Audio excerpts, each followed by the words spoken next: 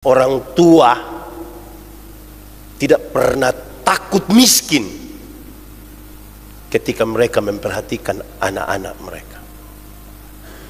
Tapi banyak anak-anak takut kekurangan kalau memberi perhatian kepada orang tua. Miskin dan kekurangan itu beda. Orang tua tidak takut kehilangan semuanya demi anak-anak. Tapi anak-anak ini bisa takut kehilangan sedikit demi orang tua.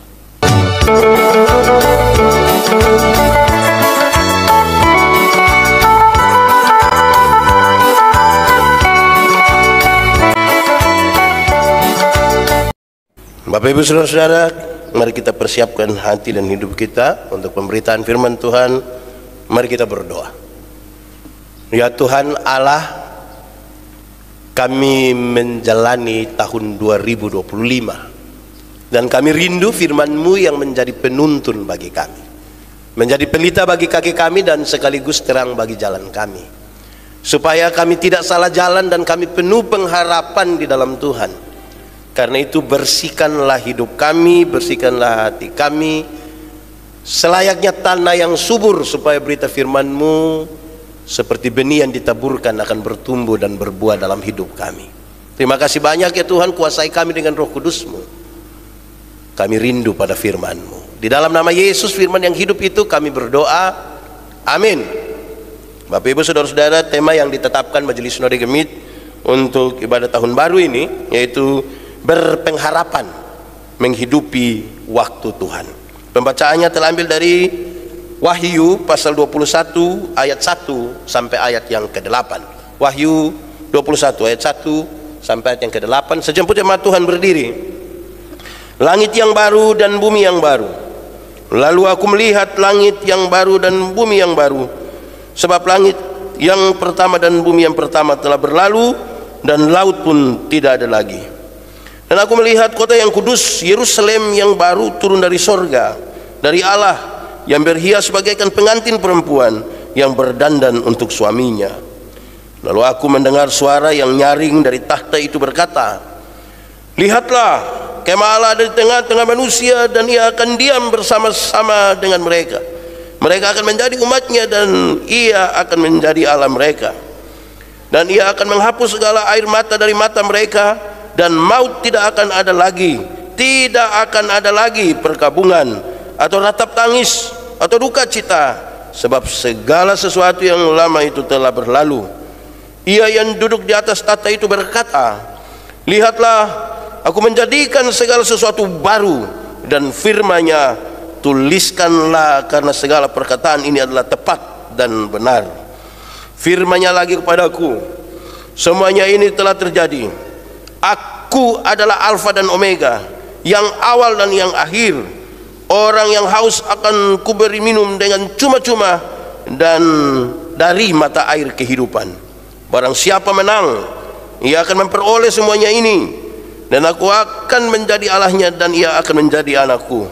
Tetapi orang-orang penakut, orang-orang yang tidak percaya, orang-orang keji, orang-orang pembunuh, orang-orang sundal, tukang-tukang sihir, penyembah-penyembah berhala, dan semua pendusta, mereka akan mendapat bagian mereka di dalam lautan yang menyala-nyala oleh api dan belerang.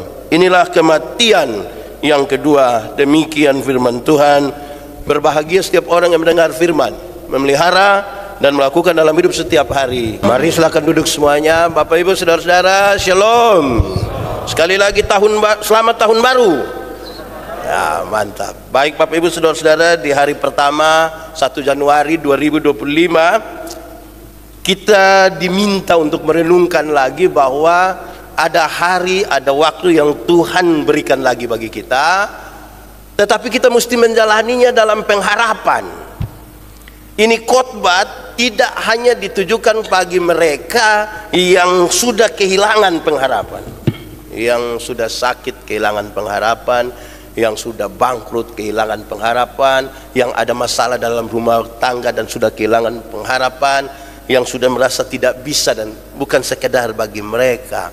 Tapi juga bagi mereka yang mungkin tadi malam sudah berdoa, dia mau berpengharapan di dalam Tuhan, tapi sadar bahwa ternyata dalam perjalanan itu pengharapan itu bisa hilang, bisa turun, bisa menjauh dari kita dan memulai dengan star yang bagus, tapi kemudian di tengah kita mengalami goncangan dan kita kehilangan pengharapan. Baik saudara-saudara, untuk itu kita akan belajar bersama bagaimana tetap berpengharapan kepada Tuhan di tahun 2025. Di bagian paling pertama, saudara, mari kita lihat dulu bagian-bagian umum, kondisi awal waktu itu ketika bagian teks ini tertulis. Saya mencatat bagi kita saudara-saudara bahwa Wahyu Yohanes ditulis oleh Rasul Yohanes pada waktu Domitianus menjadi kaisar di kerajaan Romawi. Ini sebuah pernyataan yang penting. Domitianus itu terlalu jahat. Itu orang sangat-sangat jahat. Bahkan tercatat dalam sejarah ini, orang ini memang kejahatan sebagai pimpinan itu terlalu tinggi. Domitianus memiliki seorang anak laki-laki namanya Titus, seorang jenderal yang kalau saudara belajar sejarah, saudara tahu di tahun 70 ketika Yerusalem dihancurkan, dibakar, itu oleh anak dari Domitianus. Bapak jahat, jadi anak juga begitu. Buah jatuh tidak jauh dari pohon. Terus ada yang bilang kalau di tebing, tapi saya tidak pakai di tebing. Ini memang Domitianus jahat, ini anak juga jahat. Saudara-saudara, Kaisar Domitianus itu sangat serius, sangat serius. Jadi kasir-kasir lain selain dia itu tidak terlalu serius untuk hal ini. Tapi Domitianus sangat serius untuk menyebut dirinya Tuhan. Menyebut dirinya Tuhan itu sangat serius. Dan untuk keseriusannya itu ia memaksa, bukan sekedar meminta. Dia memaksa semua orang untuk menyembahnya sebagai Tuhan. Termasuk orang-orang Kristen harus menyembahnya sebagai Tuhan. Saudara-saudara, itu terjadi di seluruh wilayah kekuasaannya dan daerah penjajahan dari kekaisaran Romawi. Saudara tahu lalu bagaimana kelompok kekristenan. Kekristenan adalah kelompok kecil waktu itu. Sedikit. Banyak sekali orang miskin. Susah sekali mereka meminta bantuan dari orang lain. Lawan kaisar ini. Siapa berani lawan dia? Kekristenan hanya kecil. Tidak ada kemampuan untuk melawan. Kekristenan dihadapkan pada pilihan yang serius, kaisar atau Kristus. Saya ulangi, kekristenan diperhadapkan pada pilihan kaisar atau Kristus. Resikonya terlalu besar, mati, tersiksa sampai mati.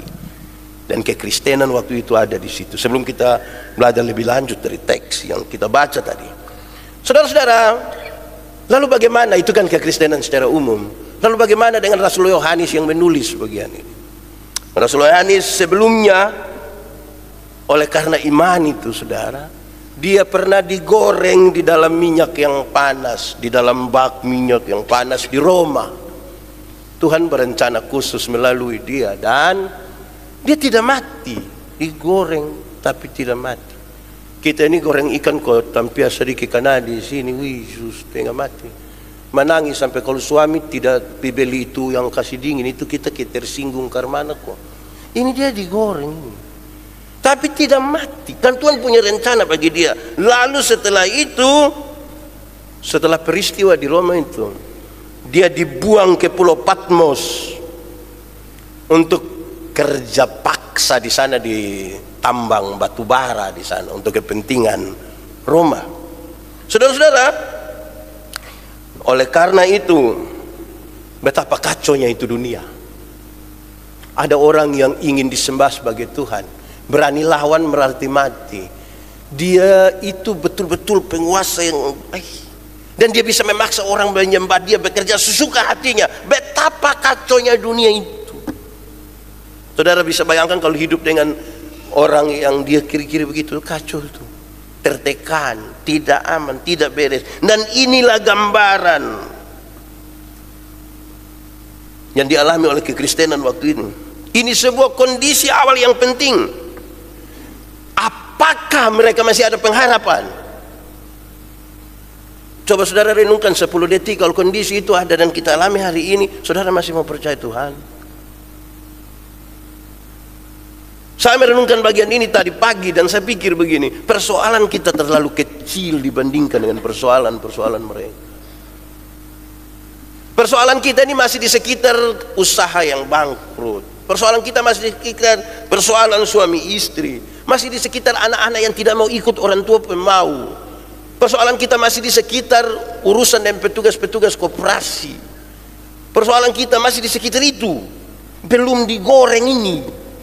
Kita masih masalah dengan kita punya usaha pisang goreng yang belum sukses atau keripik goreng. Ini mereka punya masalah besar. Masih mau berpengharapan pada Tuhan atau tidak? Nah, ini gambaran dan awalnya. Saudara-saudara, mari kita belajar sekarang dari teks ini sekaligus pesan untuk kita hidup berpengharapan ke depan. Pertama, dalam penglihatan itu dia melihat ada langit baru dan bumi yang baru. Dunia sudah kacau balau ini. Yang kondisi tadi itu. Langit baru dan bumi yang baru. Apa sih makna? Apakah isi dari langit baru, bumi baru? Isi dari langit baru dan bumi baru itu adalah unsur-unsurnya tetap sama. Dan langit baru, bumi baru, yang dilihat oleh Yohanes itu unsurnya sama, tetapi isiannya menarik. Dalam unsur-unsur bumi baru dan langit baru itu tidak ada duka cita. Tidak ada duka cita. Dosa dihapuskan. Kegelapan telah berakhir, kekelaman telah sirna. Waktu yang fana berubah menjadi waktu yang kekal. Di langit baru, bumi baru. Tidak ada lagi duka cita. Dosa dihapuskan, kegelapan sirna. Waktu yang fana diubah menjadi waktu yang kekal. Darah dan daging sudah tidak ada tempat lagi di situ. Langit baru, bumi baru. Ini menjadi pesan pertama.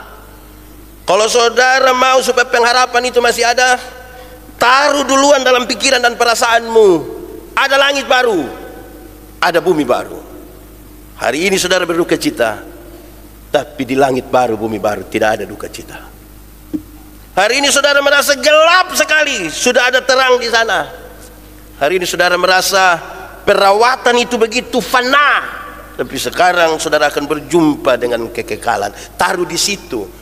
Orang tua dulu bilang, kalau engkau berjalan di tengah jalan ada hujan yang deras, jangan cepat-cepat balik haluan, karena mungkin di sebelah sana tidak ada hujan. Jalan terus, jangan putus pengharapan. Ada langit baru, bumi baru, di mana darah dan daging itu tidak dapat tempat di sana. Saya waktu merenungkan bagian ini dan sampai bilang darah dan daging tidak dapat tempat, saya ingat berapa waktu lalu saya ada di Papua, saya dengar dong punya mob bilang begini. Dong bilang ada opa-opa satu meninggal. Saudara tahu ceritain, tapi saya cerita. Ini opa meninggal begini, dan sedih-sedih antar ke tempat pemakaman. Maju ikut, kan dia suami toh, dia ikut. Sampai sana peti sudah taruh di dalam kubur ini. Orang Papua itu sangat hargai pendeta. Sudah taruh di dalam kubur. Terus mau minta Oma untuk siram bunga begini. Oma lihat-lihat. Oma bilang, pendeta tidak jadi. Kenapa? Ini dikubur di samping dia pun mantan. Ini rupa-rupanya don dua sudah janji ini, tidak jadi. Tidak jadi. Lalu pendeta sapu-sapu. Oma, sudah Oma. Kan dong sumati toh, dong sumati baru di surga sana tidak ada pacaran-pacaran. Sudah, sudah kamu pendeta sama, kamu laki-laki sama semua ini sudah. Surga itu bukan tempat makan minum. Yang binasa diganti dengan tidak binasa. Yang fana diganti dengan kekal. Kan itu yang fana-fana dong itu akan berakhir, termasuk penyakit yang saudara alami hari ini.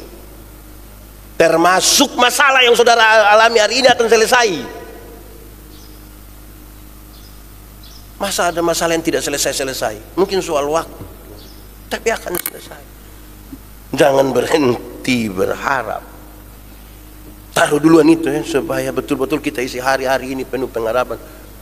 Orang kalau penuh pengharapan itu kan optimis toh. Nah, dia taruh apa di situ? Orang-orang tua giat bekerja, giat bekerja. Bapak kenapa tidak berhenti bekerja? Saya pikir saya punya anak. Iya, tapi bapak sakit, tidak apa-apa lagi yang bisa saya buat. Jadi ada sesuatu yang ditaruh di situ. Ada sesuatu yang ditaruh di situ supaya mereka terus bekerja. Supaya mereka terus bekerja, toh? Saya kemarin dikirim satu video pendek. Dia tulis begini. Ada video, ada orang menyanyi tapi ada tulisan. Orang tua tidak pernah takut miskin ketika mereka memperhatikan anak-anak mereka. Tapi banyak anak-anak takut kekurangan kalau memberi perhatian kepada orang tua. Miskin dan kekurangan itu beda. Orang tua tidak takut kehilangan semuanya demi anak-anak. Tapi anak-anak ini bisa takut kehilangan sedikit demi orang tua. Ya, orang tua jangan berarti berharap tetap berharap. Saya lihat ini orang tua penuh pengharapan semua ini. Memang ada yang pikir dia anak satu yang terlalu berat, tapi sudah tidak usah. Taruh saja ke Tuhan. Satu. Kedua, hal-hal tadi yang tidak ada duka cita, dosa dihapuskan, kegelapan akan berakhir, itu ditaruh kepada sebuah keyakinan yang punya 3 unsur ini. Hal-hal tadi supaya pengharapan itu tetap ada. Dia ditaruh pada keyakinan yang memiliki 3 unsur ini. Satu, supaya hal itu terjadi, saudara harus terus-menerus membangun keyakinan. Minta Tuhan, Tuhan, saya rindu untuk hidup kekal. Sama-sama ucap 1, 2, 3. Tuhan, saya rindu untuk hidup kekal. Taruh terus di sini.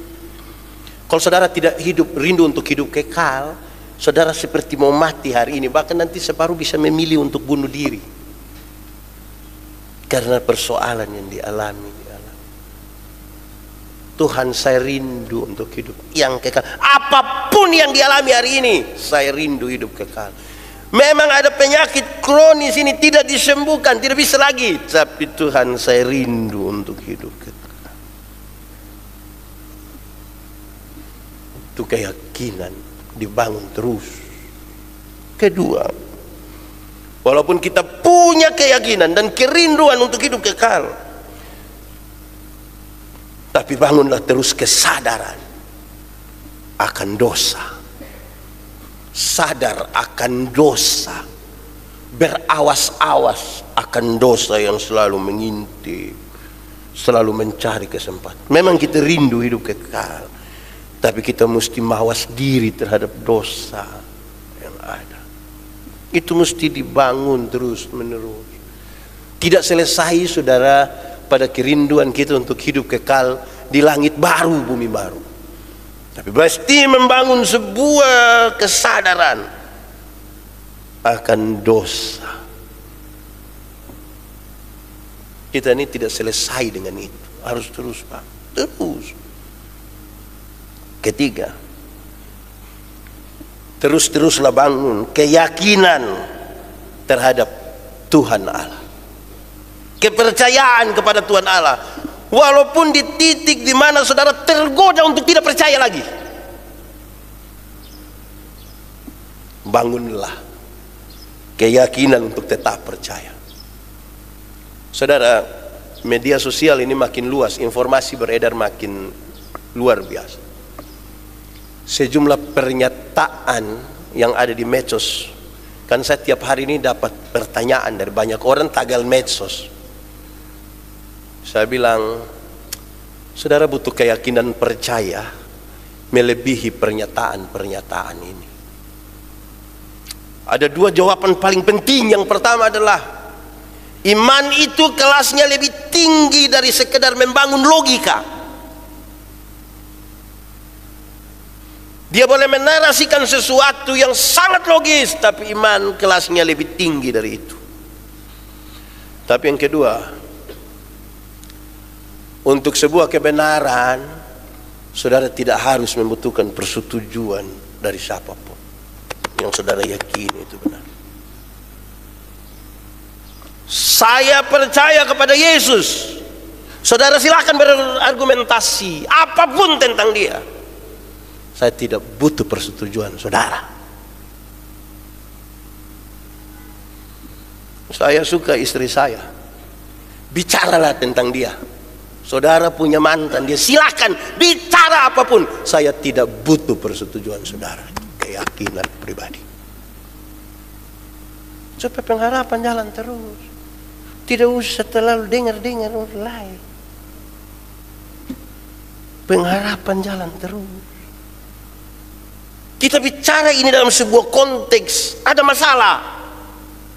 Apa bilang kekristenan tanpa masalah? Nanti sebentar di bagian pengakuan iman itu kita akan menyanyi. Tak pernah Tuhan janji hidupmu takkan berduri. Tiga hal ini mesti dibangun terus menerus dalam hidup kita. Rindu masuk surga. Di rumah tempat yang senang, di mana tiada lagi perang. Ku rindu ke sana. Jangan hanya rindu di Surabaya. Betul belum pernah di Singapura, foto di singa. Sederhana itu kerinduan. Itu singa su mati. Memang itu singa mati. Rindu sedikit masuk surga. Gitu ya. Jadi yang rencana-rencana sebentar mau berangkat dong itu. Jangan hanya rindu di dunia. Kasih tahu suami, papa, memang papa sudah berangkat di Amerika, jangan lupa berangkat di surga. Nah, itu memang mustahil terus. Di kita hati toh bentuk dari sebuah kesadaran. Ada orang satu tanya kepada seorang pendeta, Bapak, katanya dosa itu berat. Saya tahu saya berdosa, tapi saya tidak rasa berat. Tapi orang-orang bilang dosa itu berat. Saya tiap hari melakukan dosa, tapi saya rasa tidak berat. Oke, terus pendeta bilang, kira-kira kalau ada stongwas itu kalau pakai bahasa Indonesia apa ya? Itu hanya kita di Soe yang tahu itu stongwas. Apa ya? Bulldozer kok? Bulldozer itu. Bulldozer itu berat kok ringan? Berat. Coba tendes di satu orang mati. Itu orang rasa sakit kok tidak? Tidak. Tapi coba ambil velg oto yang barangkali velg oto itu kira-kira berat berapa ya Om Koete? 20 kilo kok. Coba taruh di depu kaki. Kan dia merasa tuh, hanya orang hidup, hanya orang sadar yang dia bisa tahu kalau dia sementara. Yang sumati dong itu dia bikin apa-apa tidak, tutup mata, bangun kesadaran terus. Itu berpengharapan bisa ada. Ketiga, aku melihat Yerusalem. Oh Yerusalem, kota mulia, hati hatiku rindu ke sana. Bicara Yerusalem, saudara bisa dapat informasi yang lebih banyak, tapi saya bikin kecil informasi ini pada dua bagian. Pertama, Yerusalem sangat berkaitan dengan wilayah pemerintahan, dan yang duduk di tahta itu adalah Tuhan Yesus. Dia yang bertahta dan memerintah di wilayah di mana engkau ada. Pengharapanku hanya Yesus saja. Dia yang menderita itu, yang akan memerintah kita, dan itu pengharapan akan terus ada. Itu berada. Jadi senang-senanglah, suka-sukalah untuk ikut-ikut perintah-perintah Tuhan Yesus. Saya ada di Barito Timur 3 hari lalu. Ada seorang pejabat bilang, saya Pak Pendeta, saya rindu sekali untuk tahu perintah-perintah Yesus itu berapa banyak. Kira-kira ada aplikasi atau apa. Saya bilang, tidak usah aplikasi, Bapak baca Alkitab. Saya sudah baca tapi saya tidak mengerti. Nah, baca jangan hanya untuk pakai mata, tapi penjelasannya begini. Pertama, harus ada ruang iman. Tapi yang kedua saya kasih tahu begini, tentang perintah. Hukum Taurat 10, Bapak pasti hafal semua. Dari 10 itu dijabarkan jadi 613 pasal. Saya yakin Bapak tidak bisa hafal semua, dan saya juga tidak bisa hafal. Dari 613 pasal masih ada ribuan peraturan hidup setiap hari. Bagaimana mau hafal? Kalau hafal sesuatu tidak bisa, bagaimana melakukan? Orang Yahudi sendiri stres itu barang. Tapi dari mereka yang stres dan susah itu, Tuhan simpulkan dia jadi 2 kalimat, mengasihi Tuhan dan mengasihi sesama. Dari 2 kalimat itu Tuhan simpulkan dia tinggal 1 kata, kasih. Dan itulah perintahnya, kasih. Saya harus ulangi ini bagi saudara. Kasih ialah kebaikan yang tidak terpatahkan oleh apapun. Itu kasih. Rujukannya adalah, karena begitu besar kasih Allah akan dunia ini. Tuhan Allah mengasihi dunia, dunia tidak mengasihi Tuhan Allah. Apakah karena dunia tidak mengasihi Tuhan Allah berhenti mengasihi dunia? Apakah kemudian Tuhan membenci dunia? Kasih tidak terpatahkan, itulah perintahnya. Jadi ada yang jengkel pendeta yang di hari ini, mesti taruh di sini, kasih. Kan mau ikut perintah Tuhan toh? Tuhan yang memerintah. Tuhan perintah. Kristus Raja, Raja memerintah. Juru selamat sudah datang, kita rayakan kemarin toh. Nah, sekarang yang Raja diselamatkan mau, ikut perintah tidak mau. Nah bagaimana? Kok macam tidak adil sekali. Dia juru selamat, tapi dia juga Raja yang memerintah, dan umat mesti ikut. Mesti ikut. Kedua, Yerusalem berkaitan dengan arah, berkaitan dengan kiblat menuju ke sana, sebuah gambaran ke surga. Ini sebenarnya bicara tentang dimensi. Apapun yang kita buat mesti punya dimensi menuju ke Yerusalem. Jangan mengerjakan yang sia-sia, yang berdimensi ke Yerusalem, kepada kekekalan. Dan itulah kita punya harapan tetap akan ada di hari-hari yang Tuhan berikan bagi kita. Saudara-saudara, godaan untuk tidak berharap kepada Tuhan, tidak percaya pada Tuhan itu cukup tinggi, saudara. Saudara bisa berpikir, terlalu tinggi, saudara. Ketiga, masih banyak ini, jadi saya mesti cepat. 4, persekutuan dengan Tuhan Allah. Ada kemah Allah berdiam bersama-sama. Supaya pengharapan itu ada, teruslah bersekutu dengan Allah. Kalau ada masalah, jangan berhenti beribadah, jangan berhenti berdoa. Justru kalau ada masalah, tambah dia pun doa. Tapi bukan berdoa untuk menemukan apa yang kita mau, Dalam doa kita lagi berdoa mencari apa maunya Tuhan bagi kita. Bersekutu dengan Tuhan Allah.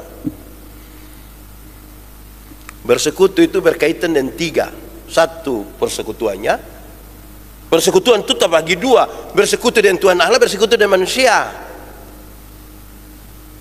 Makin dekat kita dengan Tuhan Allah, makin dekat kita dengan orang-orang yang ada di sekitar kita ini.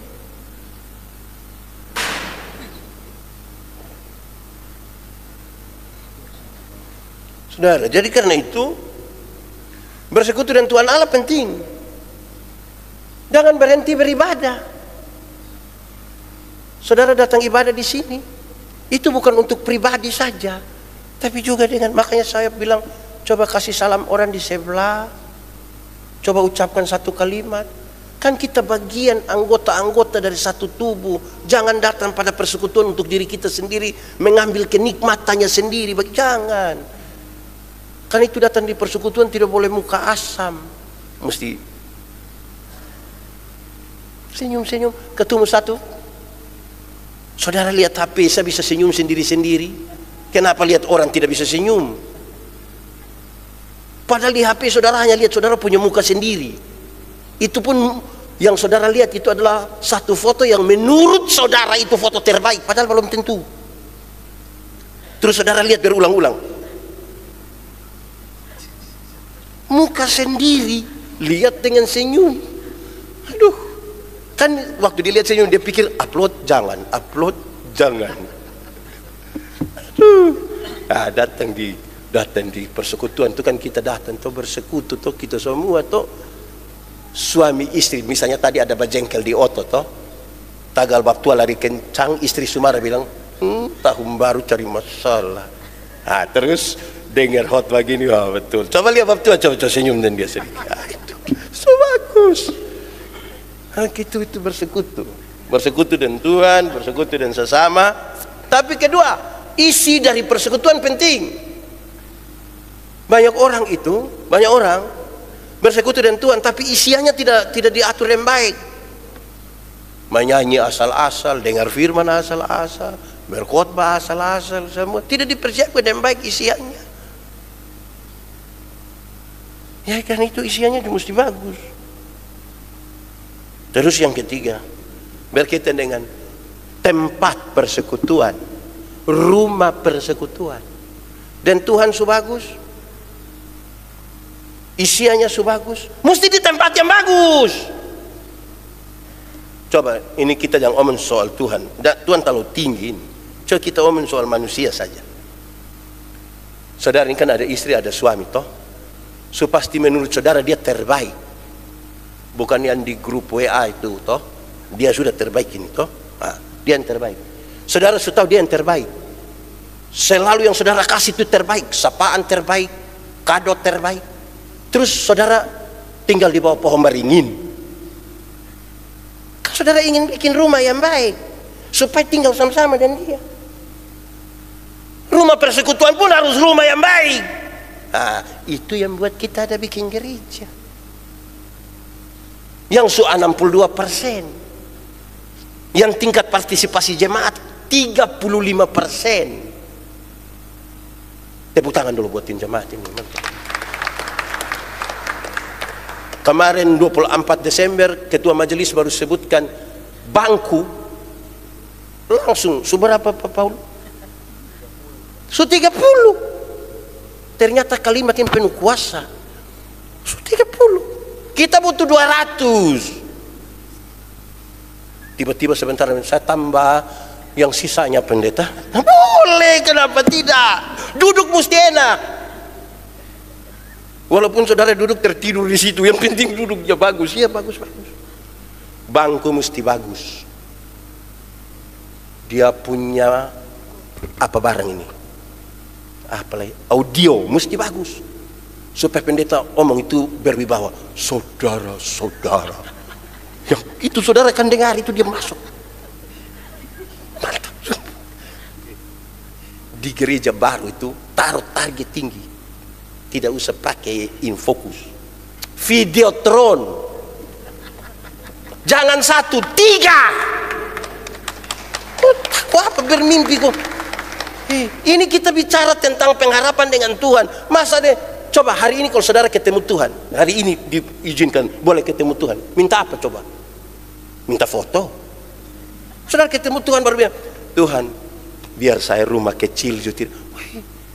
Masa ketemu Tuhan minta rumah kecil? Saudara yakin Tuhan penuh kuasa? Minta besar.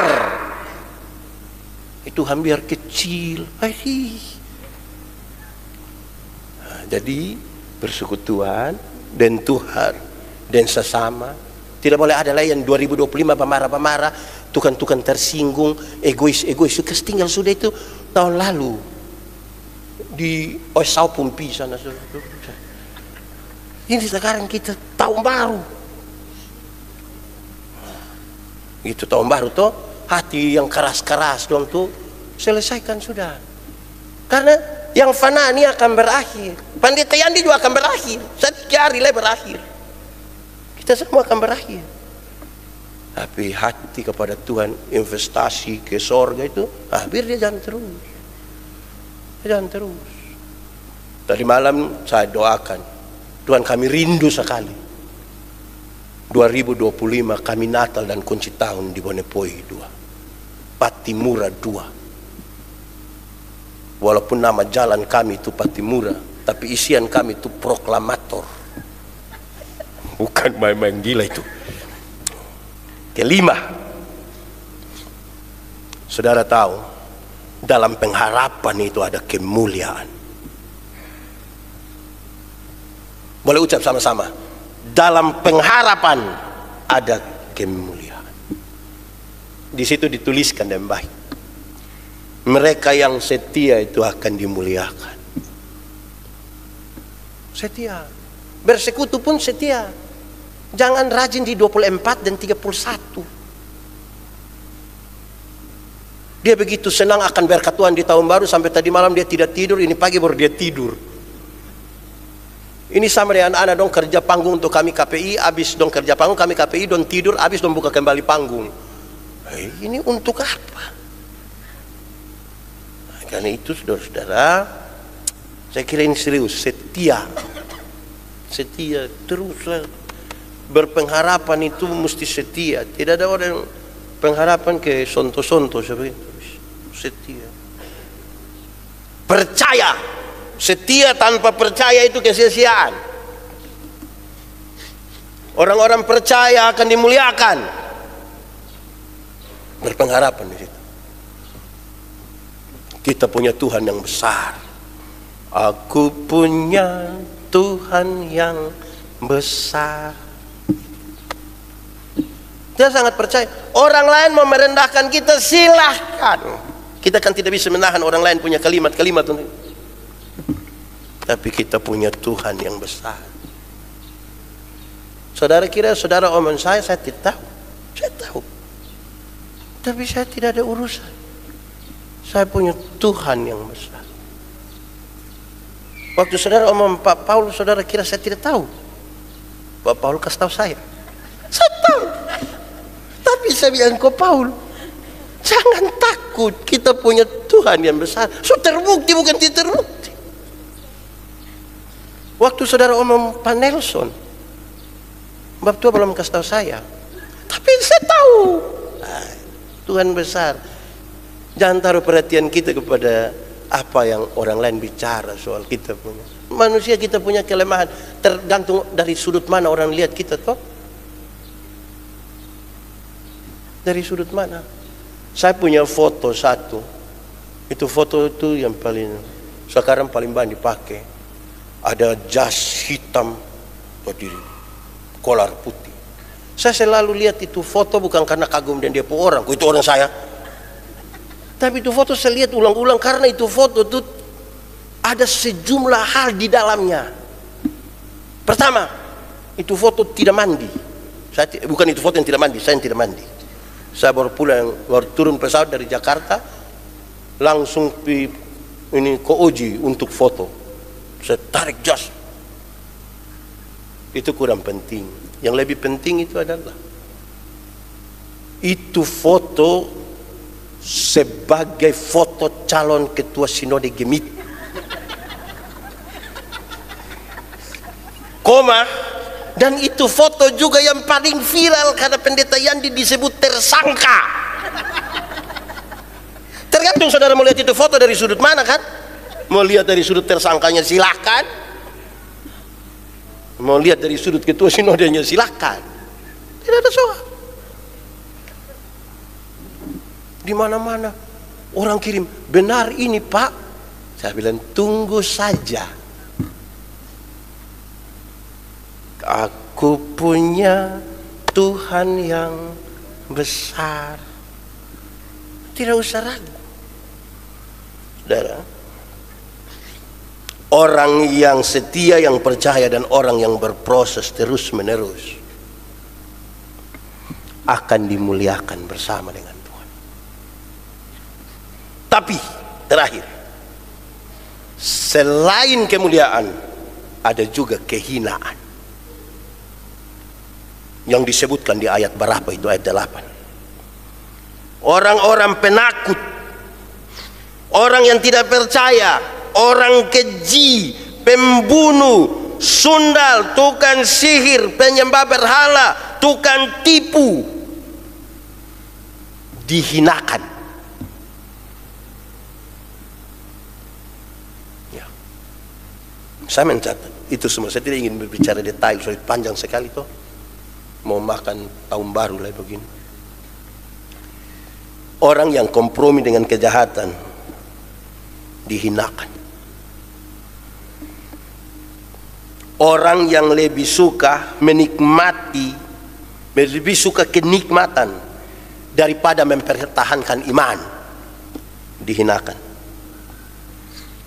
Orang yang tidak berani menyatakan benar itu benar dan salah itu salah, dihinakan. Tidak ada abu-abu, lurus, benar ya benar, salah salah. Pengharapan tetap ada. Pengharapan tetap ada toh. Orang-orang yang tidak berani menyatakan benar itu benar, salah itu salah. Saudara, beberapa waktu terakhir dan nanti ke depan saya ada di beberapa acara membangun spiritualitas di sejumlah perusahaan besar di Indonesia. Salah satu pergumulannya itu adalah orang tidak berani mempertahankan iman. Tidak semua ya, tidak semua. Sejumlah orang, sejumlah panitia komunikasi awal Pak Pendeta, banyak anak-anak kita tuh menggadaikan iman, kepentingannya jabatan, kepentingan menikah, kepentingan dapat doi, iman menjadi tidak. Saya kira itu pergumulan kita toh. Sudah tidak usah sedih-sedihlah, berpengharapanlah, maju. Sisa Fanta tadi malam minum sebentar setelah ibadah ini, kita maju terus. Selamat tahun baru, Tuhan Yesus memberkati. Mari kita tunduk kepala di hadapan Tuhan, mari berdoa. Ya Tuhan, terima kasih. Kami belajar sedikit dari firman Tuhan. Tolonglah supaya kami penuh pengharapan. Terima kasih banyak Tuhan Yesus. Firman-Mu biarlah menarik kami kepadamu. Dalam kuasa Roh Kudus-Mu memampukan kami melakukannya. Terpujilah nama-Mu yang luar biasa. Dalam nama Yesus kami berdoa. Amin.